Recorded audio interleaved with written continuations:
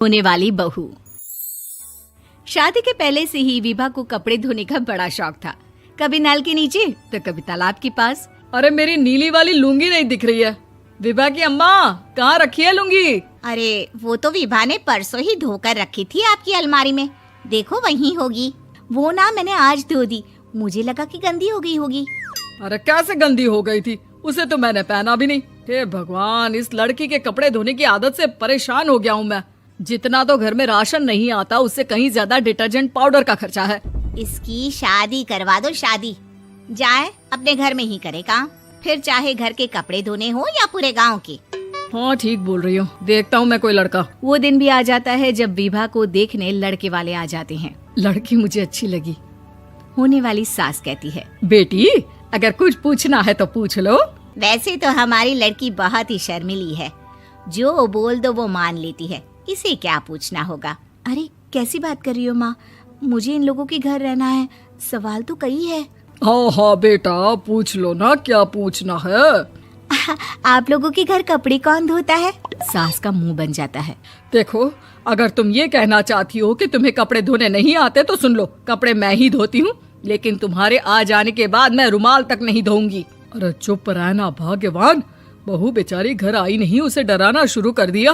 वो क्या है ना बिटिया, अभी तक तो ये कल्लू की माँ ही धोती थी, लेकिन अब तुम्हारे पापा तो दहेज में वॉशिंग मशीन देंगे ही। तभी विभा की माँ बोल पड़ती है, सवाल भी पूछा तो क्या। वैसे भाई साहब, मशीन की तो फिर भी कपड़े धोने की कैपेसिटी होती है। मतलब जो बिटिया दे रहे हैं ना विभा, इसे कपड़े धोने का बहुत शौक है। ये आप लोगों के क्या, आस पड़ोस गांव मोहल्ले सबके कपड़े धो दे और उफ तक ना करे। बाहर देखा नहीं आपने कितने कपड़े सूख रहे हैं, सब हमारी बिटिया ने ही तो धोए हैं। बस भी करो ना माँ, शर्म आ रही इतनी तारीफ सुनकर। और तो और एक दाग निकाल कर दिखाओ तो मान जाऊं। हाँ अच्छा, माफ करना बेटा, मैंने गलत समझा। हमें तो रिश्ता बहुत पसंद है। और ऐसे जुड़ जाता है रिश्ता कपड़े धोने का शौक रखने वाली विभा का। उसकी शादी हो जाती है कोयला फैक्ट्री में काम करने वाले कल्लू के साथ। शादी के बाद अचानक विभा चिल्लाती हुई सास के पास आती है। सासू माँ, अरे सासू माँ कहाँ है आप? ये तो धोखा है, धोखा दिया आप लोगों ने मुझे। इसे ससुर के चक्कर के बारे में पता चल गया। अरे तो उसमें तुझे क्यों धोखा मिला है? अरे नल में पानी नहीं आता, कपड़े कैसे कब धुलेंगे? अच्छा, तू पानी नहीं आ रहा उसकी बात कर रही है। तो आपने क्या सोचा? कुछ नहीं। अच्छा, तेरी माँ ने कहा था कि कपड़े धोने का शौक है तुझे, याद आया मुझे। शौक बोलकर कपड़े धोने वाले मेरे जुनून को कम ना आके सासू माँ, कपड़ा धोना मेरा गुरूर है। तभी पति भी वहाँ आ जाता है। अभी मैंने इसे सनी देओल की फिल्म दिखाई है, उसी के डायलॉग मार रही है माँ। अच्छा सुन, साफ साफ बता रही हूँ, पानी सुबह 4 से 6 और शाम को 10 से 12 आता है, समझी? विभा टाइमिंग सुनकर हैरान हो जाती है। ये क्या भूतों का मोहल्ला है? सुबह 4 बजे उठकर कौन कपड़े धोता है? 4 बजे टंकी में पानी जाता है, फिर सारा दिन धोना ना, किसने मना किया?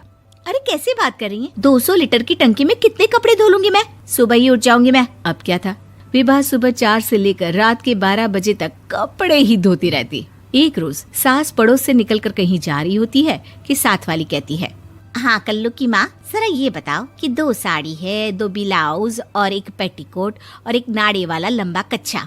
हाँ तो? अरे तो क्या, कितना लोगी धुलाई ये बताओ। धोबन दिख रहे हैं हम क्या? हमारे पति सरकारी नौकरी से अभी रिटायर हुए हैं और बेटा सुपरवाइजर है कोयला फैक्ट्री में। धोबन समझ रखा है हमें? हाय रे कल्लू की अम्मा, माफ कर दो, वो तो मोहल्ले में यही सब बता रहे थे कि तुमने बहू को कपड़ा धुलवाने के काम में लगा दिया है। सास को पड़ोसन की बात सुनकर गुस्सा आ जाता है। वो घर पहुंचती है जहां घर के बाहर ही इतने सारे कपड़े सूख रहे होते हैं जितने कि किसी धोबन के घर पर। अरे ओ कल्लू की दुल्हन, बाहर निकल। माँ जी यहीं आ जाओ, बाथरूम में चादर धो रहे हैं हम। अरे अभी हम धोते हैं, तुमको बाहर निकलो। ये आस पड़ोस वाले बोल रहे हैं कि हम बहू से कपड़े धुलवा कर उसे कपड़ा धोने वाली बना दिए हैं। अरे छोड़ो ना माँ जी, किन लोगों की बातों में आती हो? आस पास के लोगों का तो काम ही होता है कि वो किसी तरह सास बहू को लड़ा दे। बहू सारे घर के कपड़े धोती है, ये क्या कम है? बोलिए। सास को भी लग जाता है कि वो बहू का ये सनकीपन नहीं छुड़वा सकती, इससे अच्छा है कि खुद ही चुप हो जाए। एक रोज सास और बहू मंदिर जाते हैं, जहाँ सास की साड़ी वहाँ खड़ी भीख मांगने वाली से मिलती है। माँ जी क्या बात है, आपकी साड़ी उस भिखारन से कितनी मिल रही है ना? हाँ हाँ देखो तो दोनों की साड़ी मिल रही है। क्या बात है कल्लू की अम्मा, तुम खुद को तो अफसर की बीवी बताती हो और ऐसी सिंपल सी प्लेन साड़ी पहनकर घूमती हो। सिंपल और प्लेन नहीं है ये साड़ी। तो क्या सोने के धागे से फूल बने हैं? कुछ भी सासू माँ, कुछ भी। हाँ बने थे इस साड़ी में सोने के धागे से फूल। मेरे पति लेकर आए थे मद्रास से स्पेशली मेरे लिए 10,000 की। ताहे भाई साहब इस भिखारन के लिए भी सेम टू सेम साड़ी लेकर आए होंगे 10,000 की। सास उस वक्त तो कुछ नहीं कहती, लेकिन बहू के साथ घर आती है और अलमारी से एल्बम निकाल कर लाती है। ये साड़ी देख रही है, ये वही साड़ी है जिसे मैंने अभी पहना था।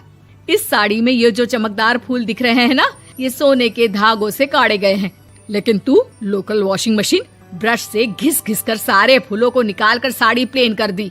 मुझे माफ कर दीजिए सासू माँ। और तो और, जब मैंने तुझे तेरी गलती के लिए कुछ नहीं कहा, लेकिन तूने तो सबके सामने मेरा मजाक ही बना दिया। क्यों? बहू को समझ में आ जाता है कि अब से उसका